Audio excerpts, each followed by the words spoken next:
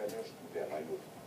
A mí me preocupa muchísimo la situación del voto en el País Vasco, puesto que Amaiur y PNV suman 12 escaños frente a 7 de los partidos nacionalistas.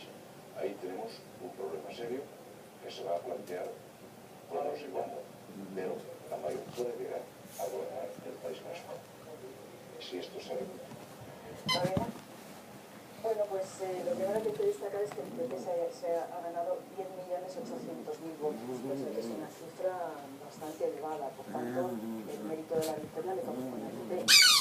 Sin embargo, creo que efectivamente estoy con Fernando, la victoria también se debe a la fragmentación de la izquierda, es decir, el Partido Socialista tiene 4,5 millones de votos y además todo el equipo se fragmenta. Alejo, be nice. Con estas elecciones, es decir, con este número de votos,